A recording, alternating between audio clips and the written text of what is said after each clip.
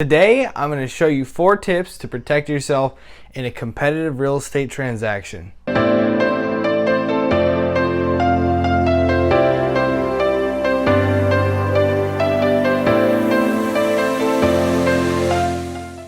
Hey, welcome back. It's Lance here. Today I want to give you 4 tips to keep yourself protected in a competitive real estate transaction.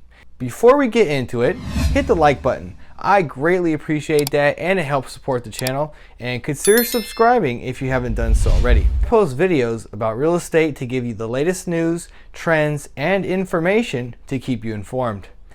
In today's hyper-competitive marketplace, sellers are calling the shots. Buyers are doing anything they can to win in multiple offer scenarios, and as a result, escrows are particularly emotional. It's not surprising for buyers to second guess their strategy once they're in escrow when they offer hundreds of thousands of dollars over a house's asking price. Sellers have also noticed that the usual stickiness of a deal has been shifting, with buyers experiencing buyer's remorse after winning among multiple offers. Occasionally, homes come back on the market after hitting some speed bumps if the buyer feels overpaid or finds large issues during inspections or the appraisal falls short. Due to all these factors, we've seen a significant rise in the number of real estate transactions requiring legal representation to facilitate mediation. The good news for both buyers and sellers is that the purchase agreement always has protection for both parties baked into the language. Those will depend on your specific date, but for almost all areas, the main way these are presented is in the form of a contingency period or clause. Number 1. Use contingency periods as a safety net. Built into California contracts are 3 major contingency periods: inspection, appraisal, and loan. And they must all be removed for a successful closing. When certain elements are not met, the contract is broken and the parties can walk away. The trend now is for buyers to shorten or eliminate their contingencies entirely, which can be a great tool for making their offer stand out from the competition. If issues arise, this strategy could leave buyers exposed, and it should only be used if they are willing to take the risk. If buyers aren't comfortable removing or shortening their contingency periods, I recommend moving down in price point, where increasing your down payment or being able to purchase with all cash can create another way for you to remain competitive. In addition to contingencies for sellers, shortening or waiving time periods can also be risky. Unlike other states, in California, contingencies aren't just removed automatically when the contractual date passes. Buyers must send an official form specifying which specific contingency they are ready to remove, and if a buyer second guesses or gets cold feet, they can use those contingency periods to cancel or stall the deal. 2.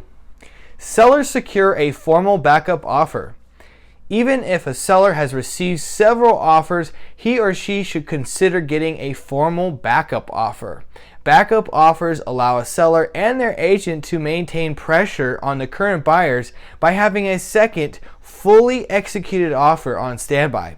If the current buyers aren't performing to the terms of the contract, the seller can cancel with no real consequences, since the backup offer allows them to immediately switch to the secondary buyers without ever going back on the market.